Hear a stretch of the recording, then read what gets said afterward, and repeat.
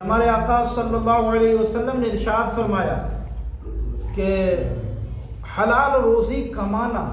اور حلال روزی کے طلب کرنا، حلال روزی کو آقا صلی اللہ علیہ وسلم نے فرمایا کہ یہ تمام فرائض کے بعد سب سے اہم فرض ہے۔ یہ حدیث پاک ہم نے سن لیا تھا۔ آج ایک حدیث پاک ہم سننے والے انشاءاللہ اس باب میں آخری حدیث ہوگی، اس کے بعد ہم دوسرے باب شروع کریں گے۔ ایک حدیث پاک سنیں۔ وعن ابن عمر قال من اشترى ثوبا بعشرة دراهم وفيه درهم حرام لم يقبل الله تعالى له صلاة ما دام عليه ثم أدخل أصبعيه في أذنيه وقال سمت ان لم يكن النبي صلی اللہ علیہ وسلم سمعته يقول۔ حضرت عبداللہ ابن عمر رضی اللہ تعالیٰ عنہ سے یہ حدیث پاک مروی ہے، یعنی حضرت عبداللہ ابن عمر کہتے ہیں کہ آپ نے بیان فرمایا، آپ نے فرمایا کہ کسی بندے نے مثال بیان فرمائی، اگر کسی بندے نے 10 درہم کا ایک کپڑا خریدا ہو، آپ صلی اللہ علیہ وسلم کی حدیث ہے یہ، انہوں نے پہلے بیان فرمایا، انہوں نے کہا کہ اگر کوئی شخص 10 درہم کے کوئی کپڑا خریدے ہو، اپنے کہہ لے تو 100 روپے کا کسی نے کپڑا خریدا، حضرت عبداللہ کہتے ہیں کہ اگر کسی انسان نے 10 درہم کا کپڑا خریدا اور کہتے ہیں اس 10 درہم میں 1 درہم کیا ہو، حرام کا ہو، حضرت عبداللہ کہتے ہیں کہ اگر وہ مکمل 10 درہم کا خریدا مگر اس میں 1 درہم حرام کا ہے اس کپڑے میں، تو آپ نے فرمایا اللہ تبارک و تعالیٰ اس بندے کی نماز قبول نہیں فرماتا۔ اگر کسی نے 10 روپے کے مان کے چلے خریدا کوئی چیز اور اس میں 1 روپے حرام کا مکس ہے، حضرت عبداللہ کہتے ہیں کہ اس کی وہ نماز قبول نہیں ہوتی اگر وہ، اور انہوں نے یہ اس لیے کہا کہ ما دام علیہ، جب تک وہ کپڑا پہنا رہے گا اس وقت تک اس کی کوئی نماز قبول نہیں ہوگی۔ اور یہ صرف اتنے تک محدود نہ رکھیں کہ نماز، اگر کوئی بندہ حرام کے پیسے سے کپڑا خریدا اور وہ پہن کے نماز پڑھ رہا ہے تو وہ نماز نہیں ہوگی، صرف اتنا ہی نہیں بلکہ اس کے علاوہ بھی ہے کہ فرمایا گیا کہ اگر کوئی شخص حرام کا لقمہ نہیں، مکمل لقمہ نہیں، صرف 1 دانہ حرام کا کھایا اور اس دانہ کو اپنے پیٹ کے اندر لیا، جب تک وہ دانہ ختم نہیں ہو جاتا اور وہاں سے اس کی طاقت اور تاثیر ختم نہیں ہو جاتی تب تک اس کی کوئی عبادت قبول نہیں ہوتی۔ اور صرف یہیں تک محدود نہیں رکھے، ہر عمل میں اگر مکمل طور پر ہم نے خریدا حلال پیسے سے، اس میں تھوڑا سا مکس کیا، نہیں ہم نے 1000 روپے کی کوئی چیز خریدی ہے اور صرف اس میں سے 1 روپے حرام کا ہم نے ڈال دیا، تو ہم جو بھی عمل کریں گے وہ عمل ہمارا قبول نہیں ہوگا۔ حضرت عبداللہ کہتے ہیں کہ اللہ تبارک و تعالیٰ اس کے وہ نماز قبول نہیں فرماتا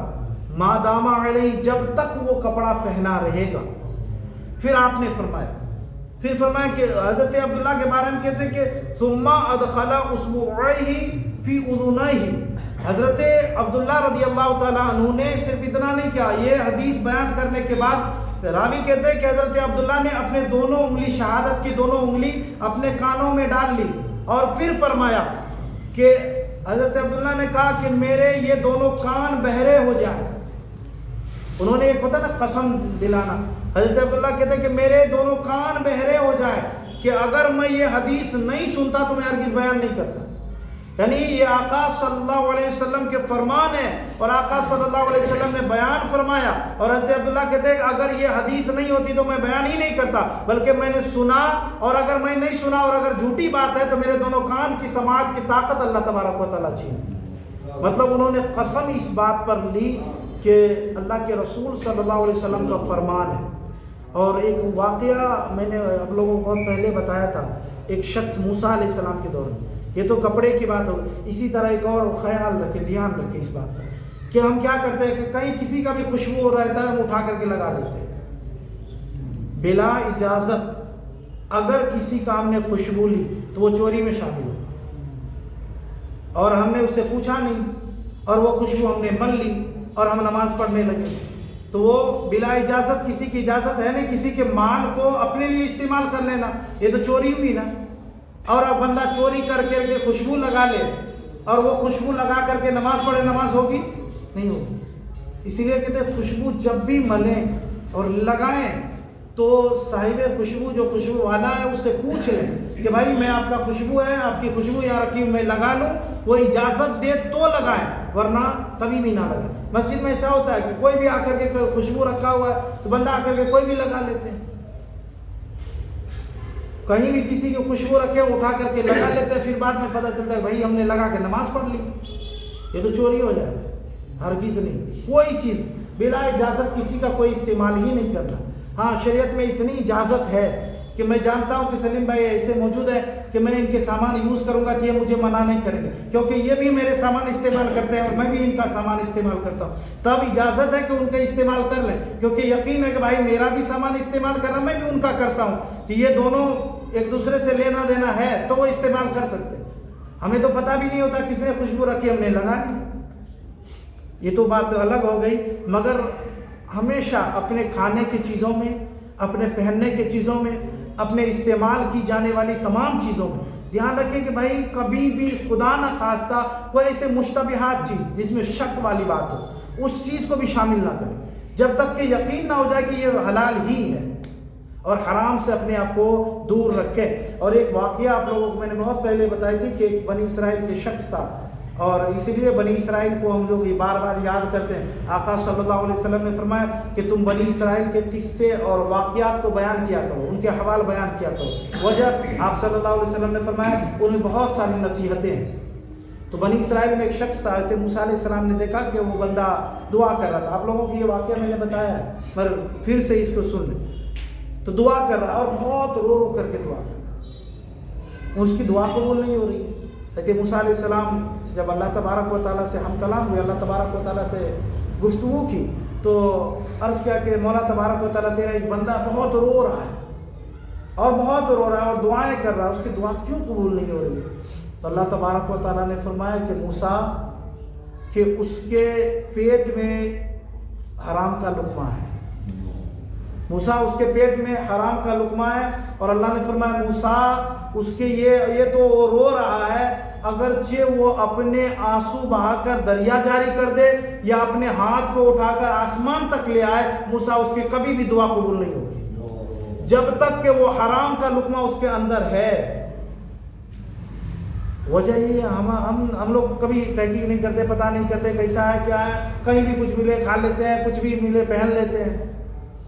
اور ہم دعا کرتے ہیں ہماری دعا قبول نہیں ہوتی، ہماری عبادت قبول نہیں ہوتی، اور نماز پڑھتے تو ہمیں نماز میں لذت نہیں ملتا۔ نماز کی ایک چاشنی ہے،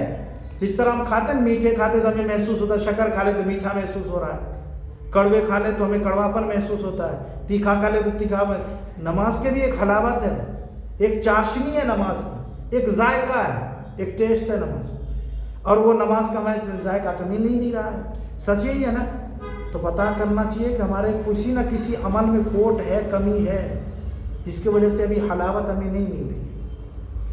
تو ہمیشہ یہ خیال رکھیں کہ کھانے پینے اوڑھنے بچھانے چلنے پھرنے کوئی بھی ایسی چیز ہو جس میں شک ہو اس کو بھی چھوڑ دیں، اور یا پتہ چل جائے کہ یہ حرام ہے تو اس کو تو بالکل ہی چھوڑ دیں، تاکہ ہمارا جو عمل کر رہے ہیں ہم لوگ ایک تو عمل نہیں کرتے، نماز بہت مشکل سے ہم پر نماز بھاری ہوتی جا رہی ہے، بہت مشکل سے ہم نماز پڑھتے ہیں،